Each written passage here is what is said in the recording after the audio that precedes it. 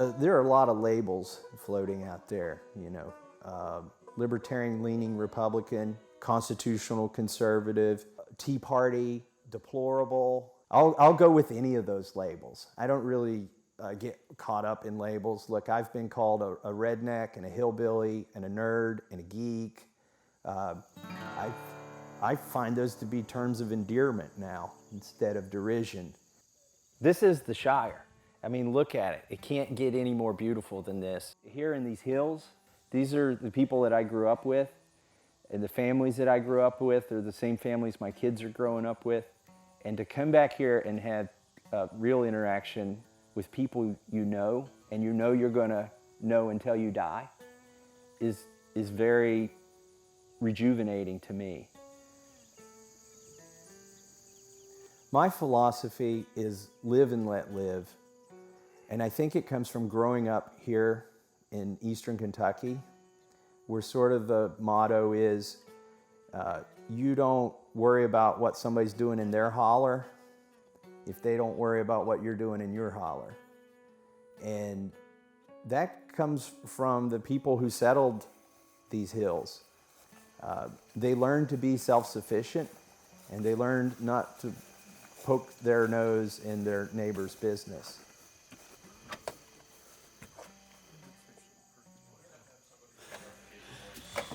I was bored growing up, but I found that I like to build things and make things. Especially things that would improve other people's lives. When I was in junior high, I invented a flower pot that would water itself when the soil got too dry. And that was for my grandmother, who liked to travel a lot, and she wanted to make sure her plants didn't die when she was gone. Now, she was paying my brother and my sister to water her plants when she was gone, and I decided to liberate them from their paycheck and invent a self-watering flower pot. Water is life. So a lot of what I'm doing here on my farm is managing water everywhere. Out in front of my house, we're on a hill here, I built this terraced garden, and the water runs off the roof, and we get a lot of water, but all that water off my roof comes down here and waters the garden. So it produces lush tomatoes every year. That's going to be yummy on a BLT. Some of these are rotten. These are going to go to the chickens. Chicken's going to eat that. We don't compost because basically everything we produce, the chickens or the dogs will eat. So we don't really have to compost things. Looks like we got 2 eggs. And that one's still warm. So there's a couple levels of farming.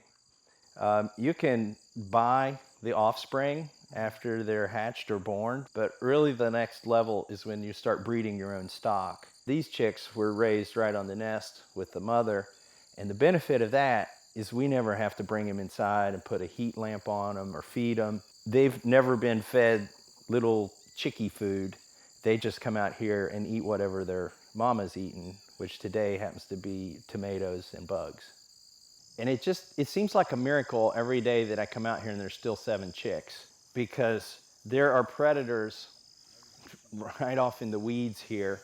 There are raccoons, there are foxes, there are coyotes, there are the neighbor's dogs, and all of them like to eat chicken. I like to say the reason so many things taste like chicken is that everything likes the taste of chicken. My goal, my dream was to go to MIT. I'd never even visited the campus. I read about this place called MIT. Never been really north of the Mason-Dixon line. And I applied and was accepted. I did well at MIT. It was like drinking from a fire hose. At MIT, I invented some technology, some virtual reality technology that let people touch virtual objects, to feel them with their hands inside the computer. I commercialized this device. I got patents for it. I raised venture capital money. A lot of this happened while I was still in school. My high school sweetheart, who actually grew up on this farm, also went to MIT. So we were doing this company together while we were both students at MIT. That was very rewarding, but my wife and I wanted to get back to Kentucky. And because we had started the company in our married student housing dormitory, we had hired 70 people in New England.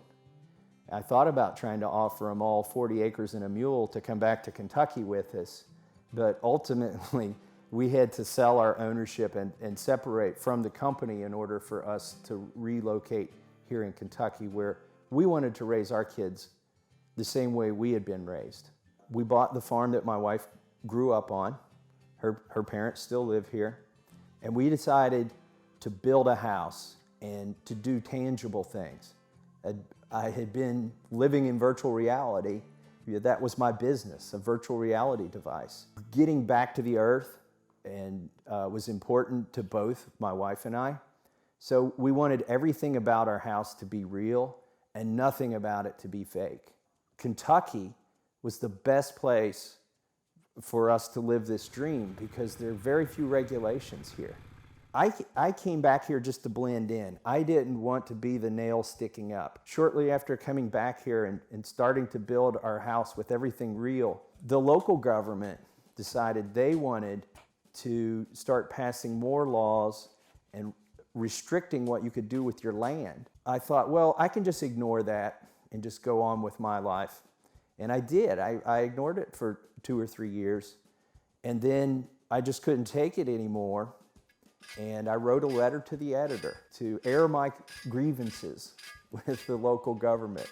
They were going to raise our taxes that day, and we stopped it from happening.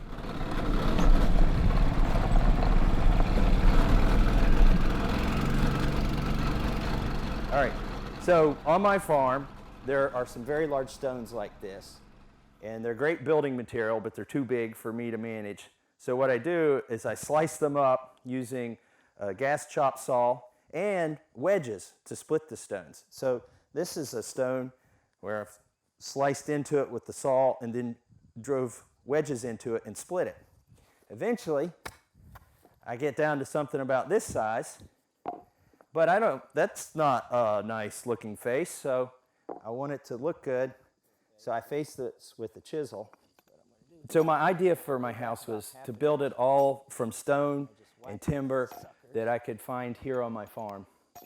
And when I told people that I was going to do that, they were worried for me that the stones wouldn't be good enough, that somehow because they were available right here on my farm and local, that maybe they were inferior. And I'm sure you've seen stones that look like this. This is how they end up looking like this. And when they try to imitate stones that look like this, they're trying to imitate work, because this is a lot of hard work. But I think there's this notion that if something's available locally, it's not as good, that it's got to be exotic, that you've got to get this stone from Italy in order for it to be something meaningful. For me, it's more meaningful because it came from the location where I'm building the house. Literally, I want a house that's coming out of the ground and belongs here. That's the other thing. The stones on my house match the stones that we're walking on in the ground here because it's the same stone, and it's going to last pretty much forever. We had an ice storm that struck our farm in 2003 and fell a lot of trees on our property. I spent a year with my bulldozer and a winch going into the woods and dragging these trees out. And those are the trees that are here in my house, the ones that nature cut down for me. I just had to drag them to my sawmill and then cut them into the shapes that would form this house. I started studying timber framing, and I even signed up for a 1-week class in Tennessee on timber framing. And when I went there, I learned how ignorant I was, and that the beauty of building a timber frame house is that you can make the fasteners out of the same material. The fasteners are wood. The whole house is held together with wooden pegs. But if you study it even more, it's not even the pegs that are holding the house together. There's joinery. The tenons go in the mortises. And then if you lay it out correctly and properly, almost all of the joints are held together just by the force of the house, not by the pegs. So when I found out they were trying to zone the county, that means they wanted to pass a law where we would be required to go to the local government and ask their permission to do things with our property. I decided to write another one of my letters to the editor. 30 people showed up at that zoning meeting. Now, I stood up to speak first, and after 5 minutes, the chairwoman advised me that I should sit down, that I was done speaking. I stood at the podium wondering what I would do next, because I certainly didn't want to sit down. A Democrat in the crowd who had been inspired by my letter to the editor to show up at the meeting stood up and told the chairwoman, he can have my 5 minutes. And she said, okay, Mr. Massie, you've got 10 minutes now. And then everybody in attendance stood up, all 30 people, and said, we're giving him our 5 minutes too. That was inspiring to me because those people trusted me to speak for them, and they wanted to hear what else I had to say. And we stopped the county from being zoned. So they nicknamed this group of people Thomas's angry mob. Ironically, they weren't angry and it wasn't a mob. They were informed and they were organized, and I was helping organize them. And that's when I realized you could be an activist and you could change government.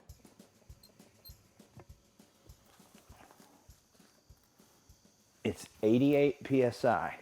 We have a pond that's 200 feet in elevation above the house. It's back here in the woods, and it's at the head of that holler about a third of a mile away. You know, when I visited Monticello, I noticed that they had 10 roofs over everything, and they were trying to catch every drop of water that hit their roofs and then reuse it. But I also noticed the next hill over from Monticello was much taller than Monticello. Thomas Jefferson could have built a pond on top of that other hill and used gravity to feed it right there to Monticello, and he could have had all the water he wanted at a water pressure that would have just been incredible. But the problem was they didn't have plastic pipe. I ran 2-inch pipe right here from that pond down to here, and you get like 0.4 psi per foot of elevation. So I have 88 psi of water, and there's almost 500,000 gallons of water in the pond. And as I use it, whenever it rains, it fills back up. So it'll last for maybe 500 years, you know, if you keep the trees off the dam.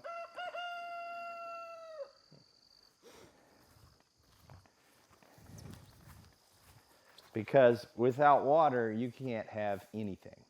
Water is life. And so eventually I was persuaded by the people who were inspired by my letters to the editor. And I ran for this position called County Judge Executive. You have to judge which roads need paved first, which wooden bridges need to be concrete bridges, which dogs need to be caught and which dogs don't need to be caught because the dog catcher worked for me, who would operate the trash routes. These were things you had to judge. It's not government from 30,000 feet like it is in Washington, D.C.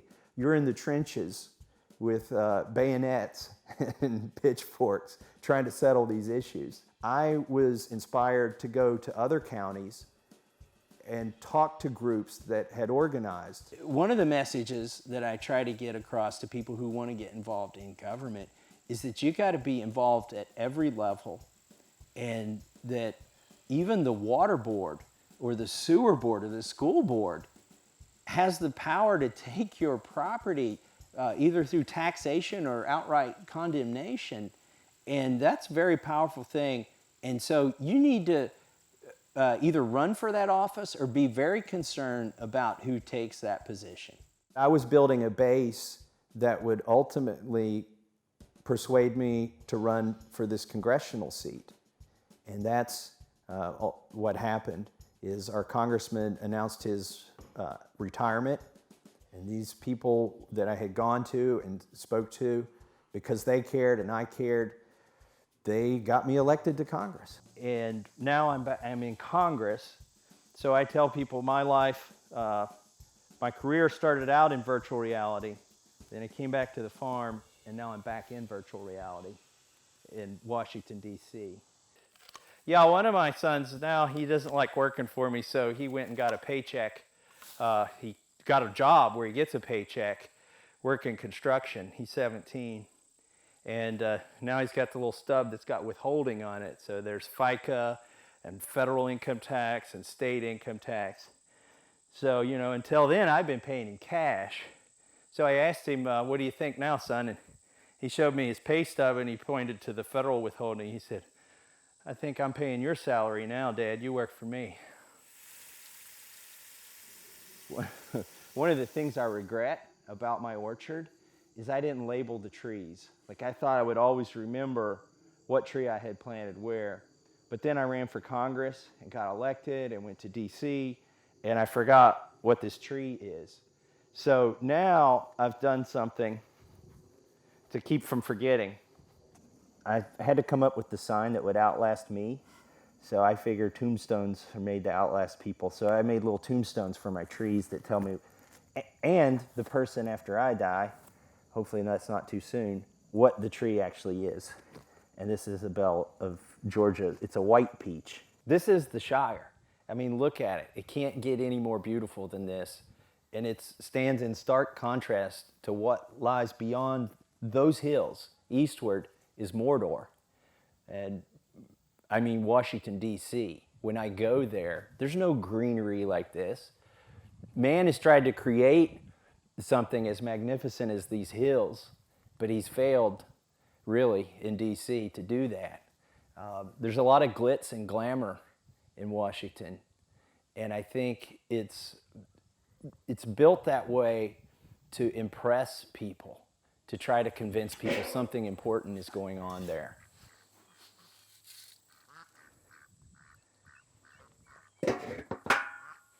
Here, ducky. So Daddy Duck is the white one. He's they don't like me interrupting their food. The white one is the daddy duck. The black one is the mama duck. He's a meat duck. He's a Pekin duck. And this is a Cayuga duck. And she lays eggs. And my goal was to cross the meat duck with the egg layer so that the offspring would be sort of a dual purpose duck. I learned you don't touch the metal bucket and the duck fence at the same time because you might mispronounce duck. So that solar panel powers this. Now, I can plug I can plug a fence charger into my house. Anything that's running off electricity on the top of this hill is running off solar power, whether it's got its own little solar panel or whether it's running from my house. The electric wire that connects you to the electrical grid is like an umbilical, like in the Matrix. And the government has a lot of control over your life through that one little wire. If you refuse to comply with one of their regulations, the first thing they do is to cut that wire. And typically the first thing you would then do is cry uncle, because try going without electricity for a day or two once you've gotten used to it. Yeah, one thing that's become apparent to me now that I've been in Washington, D.C., and after having been in the private sector and also every weekend coming back to my farm, is that the folks in Washington, D.C. have no business trying to make decisions about what's most efficient for people back on their farms or back in their businesses. So there are a lot of people that have never been in the country that live in Washington, D.C. and try to make rules for the country and the countryside. Out here, heating with wood is a very inexpensive, practical, renewable way to sustain your household. And in Washington, D.C., the EPA, even without congressional action, has been trying to crack down on wood-burning stoves because they've got this notion somehow that all the trees are going to disappear and that burning wood is a bad way to create heat. Well, you can see over here on my hillside, like literally, even before you get to the real leafy stuff, there's 4 or 5 dead trees right there that will heat my whole house this whole winter, this entire winter. The 4 trees that you can see will provide all the heat that I need. Now, if I don't go cut down those dead trees and burn them in my wood gasifying boiler, they're going to fall down and termites are going to work on them. And instead of producing CO2, now they're going to produce methane, which the environmentalists say is 43 times as worse in terms of a greenhouse gas than carbon dioxide. All right, so this is my boiler room, and this is where all the heat for the house comes in the winter. My children stack wood on these U-boats, and we roll them into the basement, and if we fill up 4 of these U-boats, we've got enough wood to heat our house for a month. So this is a gold mine to me right here. I found a fallen tree across my trail where the wood has already dried out. You put the wood in the boiler, and instead of burning the wood directly, it gets it really hot, turns it into charcoal, drives off the gases like the hydrogen gas and the other hydrocarbon gases, forces them down into a lower chamber where it burns at 1,500 to 2,000 degrees in a ceramic chamber. And literally everything burns in that chamber. And the benefit is all of the smoke is combusted in that chamber, as well as the things that normally burn. So all that comes out of my chimney is steam. At our house, we're producing less pollution by burning dry wood, and it's also a carbon zero cycle. In other words, all of the carbon that's in this wood was collected from the atmosphere, so that when we readmit it into the atmosphere, there's net zero carbon production. Is that the solution for everybody? No, it's not the solution for everybody. But every solution needs to be tuned to the local environment and the local culture. And that's why it's so wrong for Washington, D.C. to try and dictate that. Our founding fathers didn't want that executive in Washington, D.C. to make all the local decisions. So, we've got levels of government: state government, county government, city government. And a dangerous trend that I see this in Congress, is that that vertical limitation is now being eroded. Horizontally, they balance the power of the judiciary and the legislative and the executive branch. And we've sort of forgotten that. Every time we see the presidential election, we think it's the Super Bowl of politics and we're electing a king, right? And that the legislative branch and the judicial branch will be irrelevant. And the king will just use his pen and his phone and do what he wants. But so we've forgotten that. People are as guilty as the media and anybody else. And remembering that government is horizontally limited, but they are also guilty of forgetting that it's vertically limited. And Washington, D.C. is making decisions that should be made at the state, should be made at the county level. Maybe they should be made in your living room and not made by any government. But we need to always be working to keep that government in check, because it's a dangerous thing, and I've learned it at the county level. So my cattle are on the other side of the creek there in the distance, and we're going to move them over here because the grass has had time to recover here and it's grown tall enough for them to eat. Some people say that cattle are bad for the environment and that you shouldn't eat beef because more productive things could be done with the land. And those people really have never seen a farm in Appalachia, because look at this field right here, this terrain. Most sane people would not drive a lawnmower on it. It's a hill, right? You can't grow any kind of crop here effectively. Some days in Washington, D.C., I feel like this little white calf here. I look around and say, how'd I get here? What am I doing here? Do I belong here? The farm has taught me how to be more patient, and that's the greatest resource I think you have to have in Washington, D.C. These cattle here, the genetics are the result of 3 or 4 generations of breeding. And I've got mama cows that have calves on their own without a lot of problems. But you can't expect all of that in 1 year or 2 years.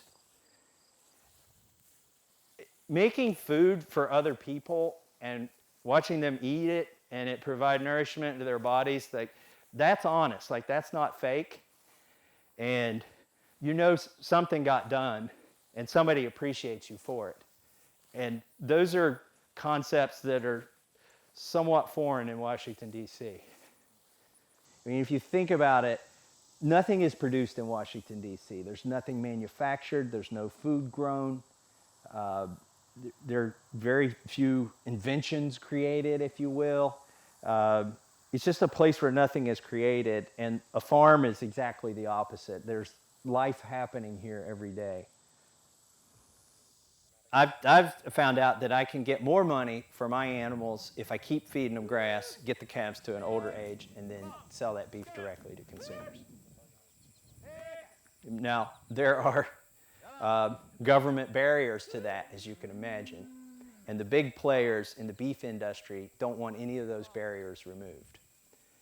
So the USDA rules require you to employ a USDA inspector in your facility full-time if you want to have the USDA certification. And there's a butcher house 3 miles from here, 3 miles from my house, that does a fantastic job on these animals. And as long as I sell you a share of this animal before I take it to that butcher shop, it's all legal and you can have the meat after it's butchered. But I can't sell you less than a quarter of the animal. And it's healthy, and the U.S. government has no problem with that. But if I try to sell you a steak, and we don't pretend at least that you own this animal before I butcher it, I go to jail. And the big guys like that, because you can imagine how hard it is if I come up to you and say, would you like to buy some of my beef? And you say, yes, I'm having a cookout this weekend. And I say, great, the smallest order is 300 pounds. But you can go to the supermarket and buy one steak because that has the imprimatur of the USDA, because that facility employed a USDA person and kept them at their facility when they were butchering. So the net result of that regulation is, instead of going 3 miles from my house, I have to go 150 miles from my house to a facility that has a USDA inspector, which raises the price and the effort. And then I've got to come 150 miles back with frozen beef without letting it thaw, and then distribute frozen beef to consumers. It's a very difficult proposition. Democrats and liberals want the ability to buy locally and consume healthy food, and they're starting to wake up and realize that the healthiest food comes from your neighbor where there's accountability. It doesn't come from some centralized industrial food production system that's corporate. And this is what we're going to be eating: beef brisket. You cook this low and slow. Sweet. So for me, I mean, I like the fact that it's, quote, green, to be off the grid or to be running on solar power. But for me, it was about independence. Sunlight hits the panels. Panels produce DC electricity. These devices take that DC electricity, step it down, and charge the batteries. Now we've got DC power, but we need AC power to run common everyday appliances in the house. That's what these puppies do. These are inverters. They take 48 volts from the batteries and produce 120 volts AC, alternating current, the kind like your blender wants to use or your air conditioner. And that's what these components do. The thing that's going to be the next breakthrough in energy production is actually energy storage. The world doesn't need a better solar panel. The world doesn't need a better windmill. The world needs a better battery.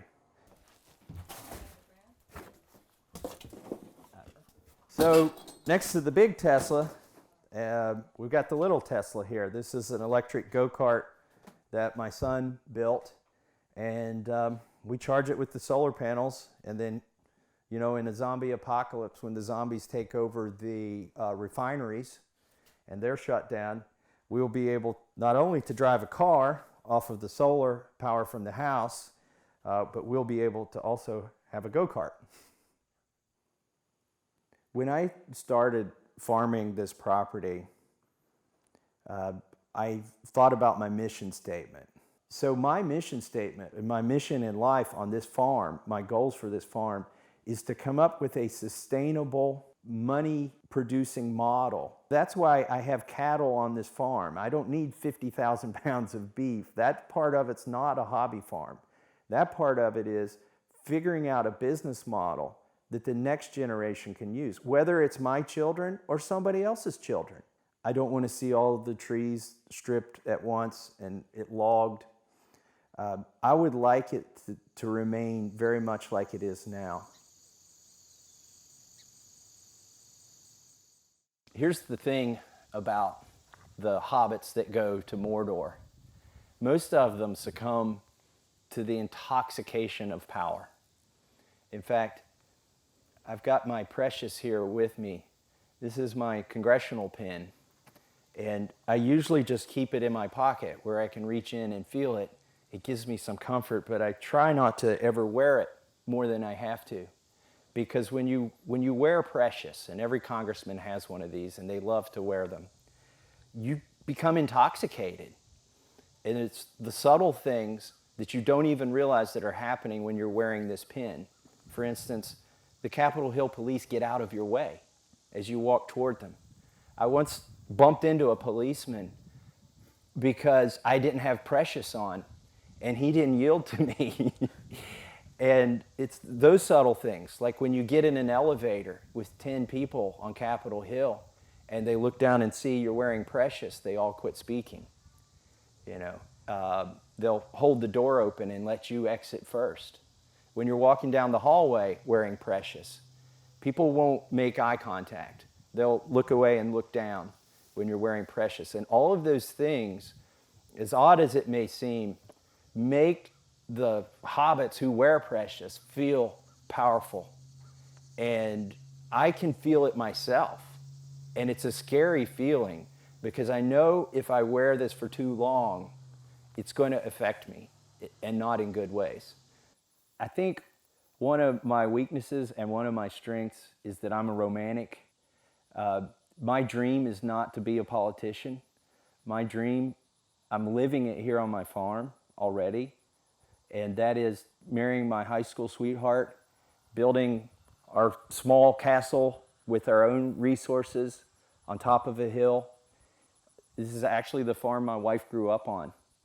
And to be raising a family here and teaching them values like self-sufficiency, that's my dream.